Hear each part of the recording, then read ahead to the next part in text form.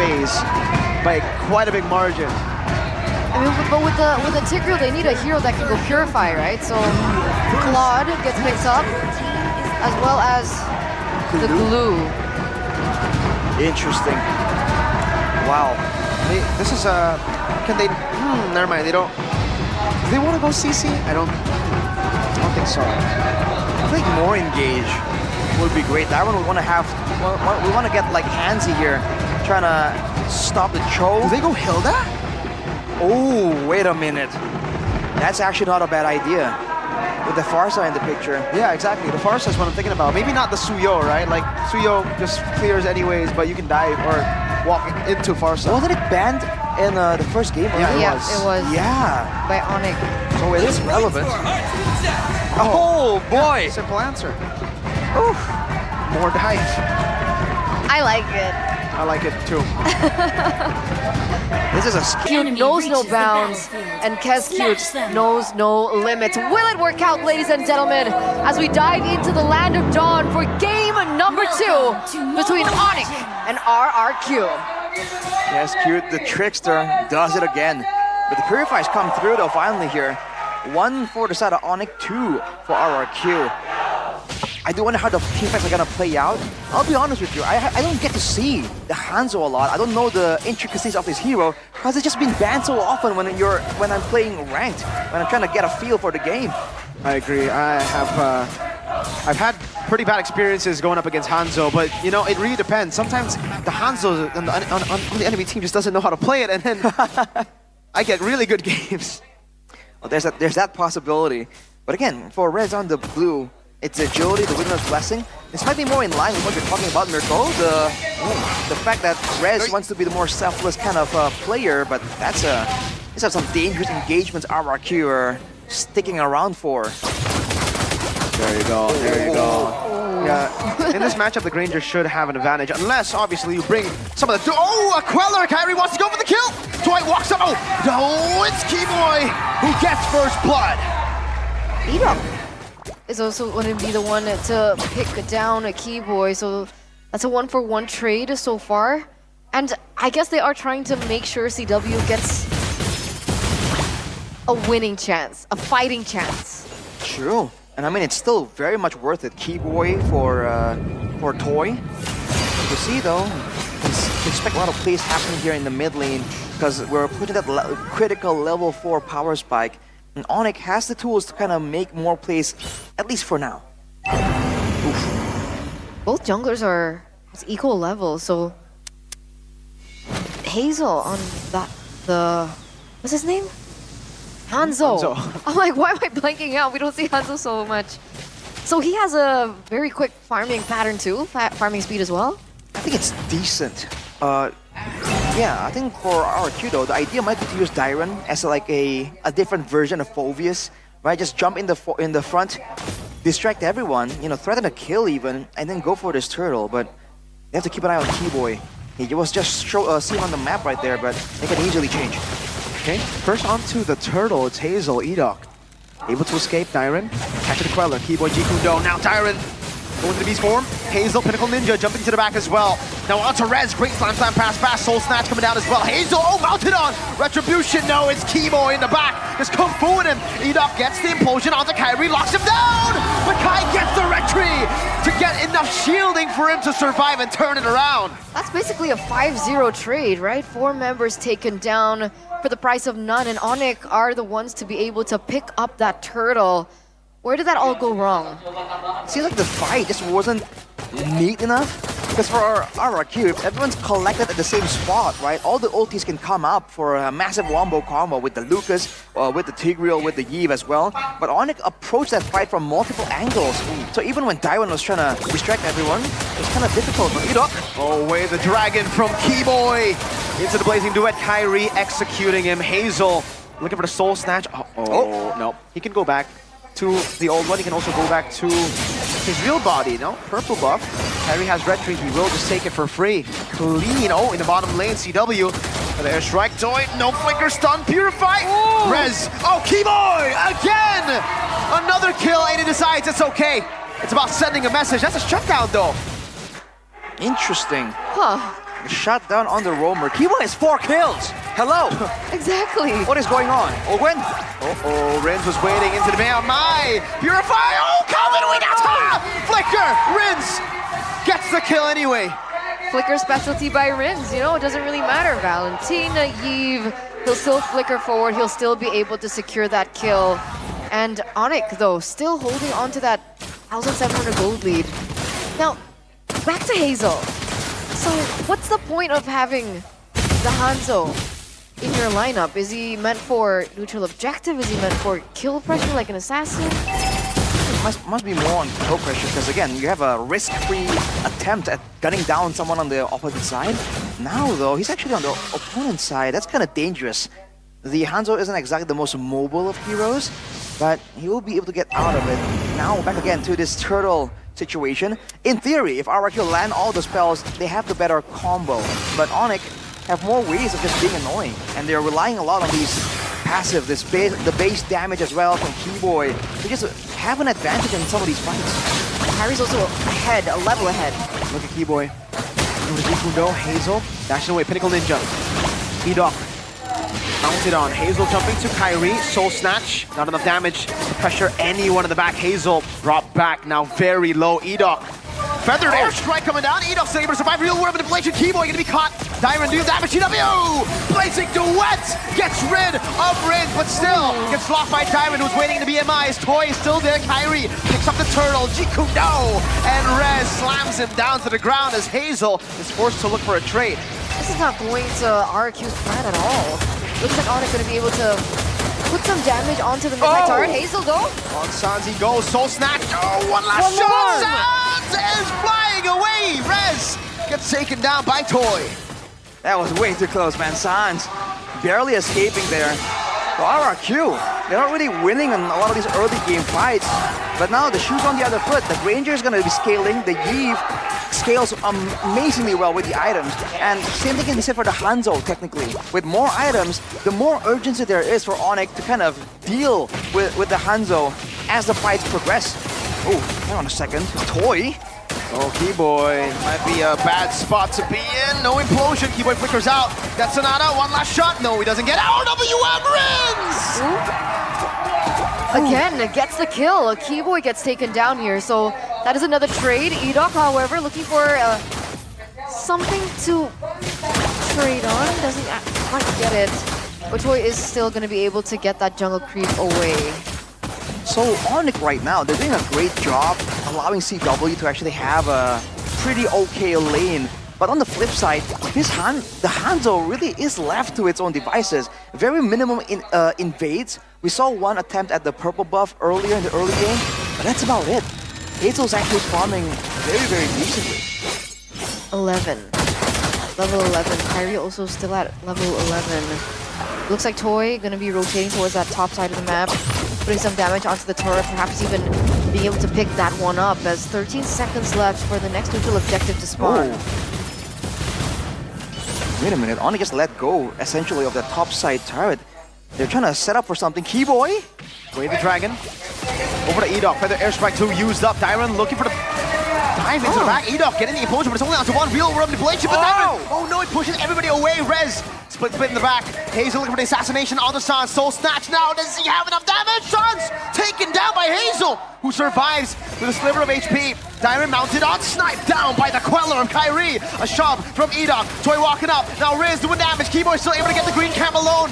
And Hazel takes him out. Toy engaged on Soul Sever. Oh! Toy gets the shutdown. On to Kairi. 2 for 3 trade. Ladies and gentlemen, RRQ gonna get the favorable trade in that exchange. Oh man, look at the plays. Look at the moves. Toy, calm, cool, collected. RRQ, despite the rough early game, the 5-for-0 trade earlier, they're picking up steam. As we mentioned, this Hanzo becomes more and more of an issue, but oh, look at that. Dangerous margins here that RRQ are playing with. The Lord is up though, and Rins is going to be forced to recall. So RRQ overall has to buy some time here. This has been really exciting. And now the setup is going to be even more so. Keyboy, looking for a moment, power position, getting some information. as it stands, it looks like Hazel is a level above of Kairi right now, but where's Kairi? Oh, he's far off. Oh, okay, so he just reached level 13. Right. Split. Whoa, wait, Rez is committing on this. ONIC boy. Soul Snatch. Just poking Rez, poking the front line. Hazel goes back, Rez regens. And you can just rinse and repeat, do the exact same thing, but ooh, look at Keyboy. Yep. Taking a read. Gets the kick on Hazel.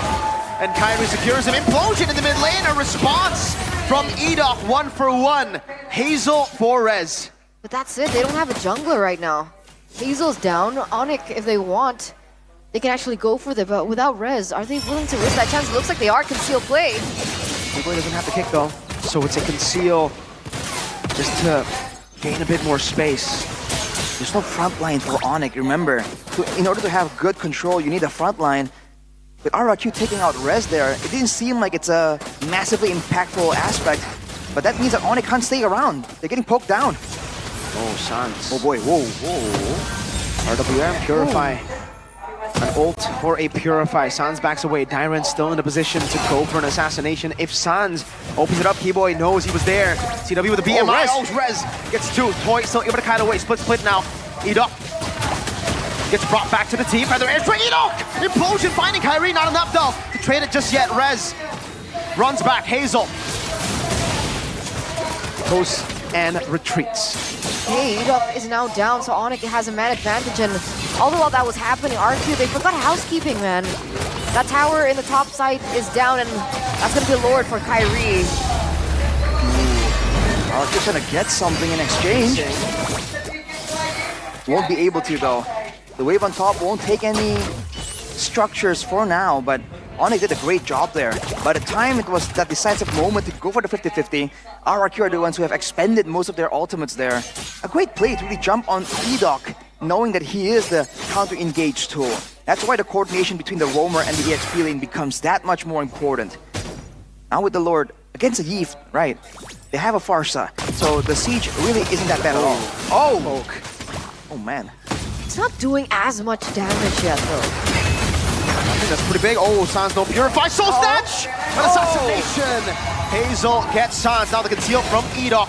Looking for a play. Kairi needs to be careful. CW still searching for the Purify. Implosion! Over to Keyboy with the real world manipulation as well. He blinkers, but it's onto the mobility field. Toy gets the kill. And RRQ are back in control. That's two members down, ladies and gentlemen, for ONIC. And it looks like Kairi looking to go for a push onto the top side, but RRQ, they know something might be brewing here. Rin's looking for the positioning of Kairi. Dairen is in the vicinity as well. Doesn't quite catch him. Kairi should be able to move back. This is the annoying part about dealing with a Lucas as well, especially with a Vengeance Lucas. He's just way too tanky, man. If you noticed, ONIC really are unwilling to really use their resources to try and take out Dairen. They've been kind of backing away from him at every single turn. So that's gonna be a problem. They need enough damage to really be a threat, because otherwise, Dairen not only can frontline for his team, but can also look for information without getting punished. By all means, ONIC has the range from the Farsa, but they don't have the spammability of the spells like the Yeef has, like the Granger has. So the longer the information battle continues, RRQ actually gets more and more benefit. Looking at the stacks of Toy, what do we think, boys? 30 stacks on the Sky Piercer, respectable. 600 stacks though, Mirka, what do you think? At 13, it's kind of low. I mean, I think Eman was high. This is not low. I think this is pretty good. Pretty good stacks, knowing that, again, there was a lot of pressure on him in the early game. Exactly. That's what I was trying to get at. He has the Wind of Nature completed now as well, so against the Blazing Duet, I guess, he has ways of outplaying, but Edok, Implosion! Oh, he finds CW too! Baits out the Purify. Keyboy walking back as well. Dairen has a Vengeance. Oh, gets kicked to the other side of the map as the real world manipulation only finds Rez, but Toy's still there! Keyboy! Slayed by Toy! Hazel stunned up by the Surge, Soul Snatch! Hazel almost taking CW down. Rez is alone. Edok with the shove. Rez gets away. It ends up being a 1 for 0. A good Queller to cancel the recall of Dairen. But either way, RRQ, despite not losing anyone, they're quite low here. Gonna force a few recalls. And so they will not be able to capitalize over this man advantage, I believe. Kibo isn't around right here to find the information, to really threaten the backline. Hazel can do whatever he wants right here. Just go in, look for a potential target, harass, right? Use this assassin as a poke tool. The top side though, fortunately, wow, I don't know if it's calculated, it's pushing for RRQ. It's gonna head over to the towers of ONIC. So RRQ has everything going for them right now.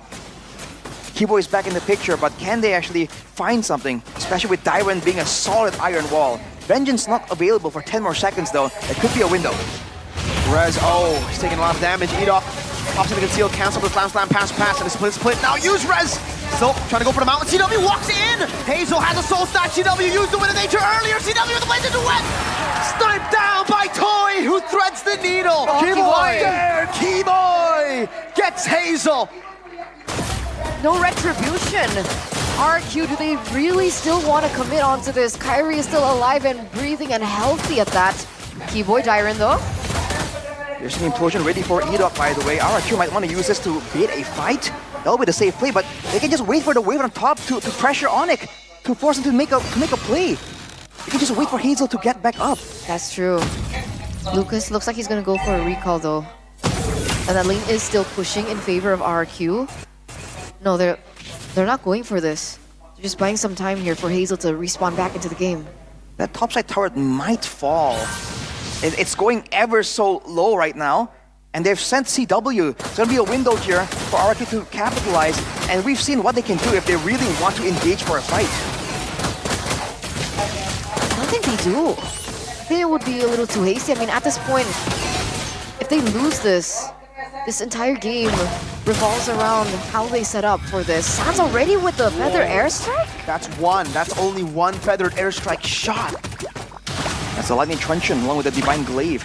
Keyboy has went for the Twilight Armor as well. Both teams just adjusting, but that's a Rose Gold Meteor for Toy, expecting to be a lot more aggressive.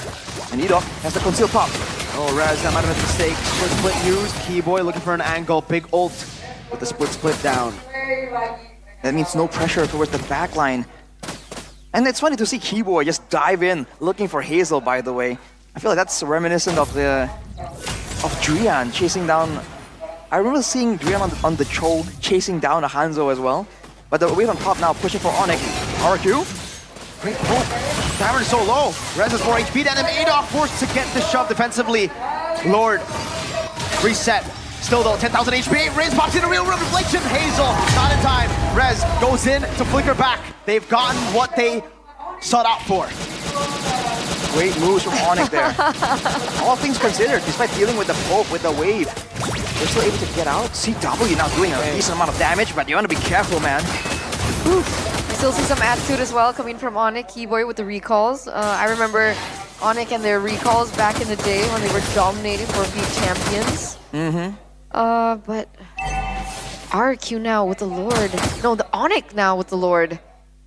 Can RRQ defend? I mean, technically they do have Rins. They have Toy as well. They have a lot of high ground potential.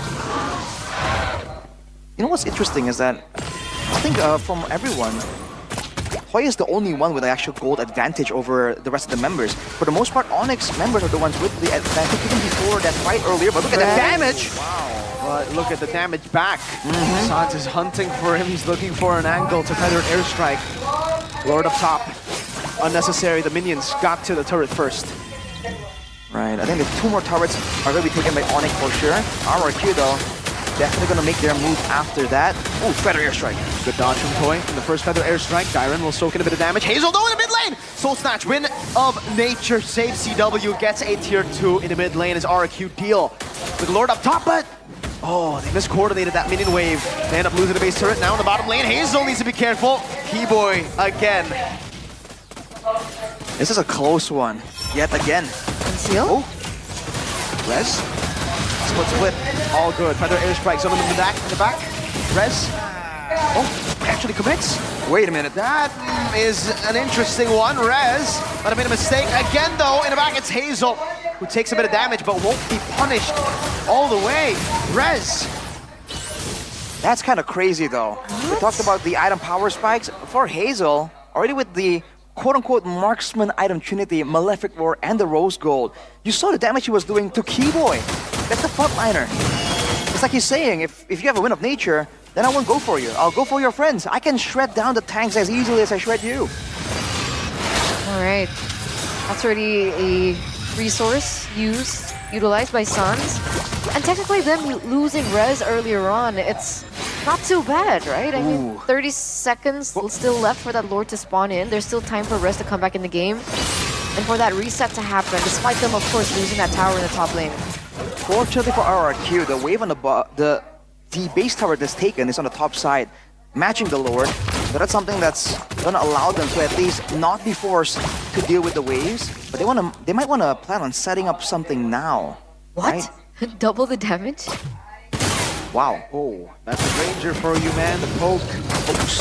Range. All right. On the bottom lane though, it's only, what, 1 or 2 minutes left there to stall the wave. That might actually end up backfiring.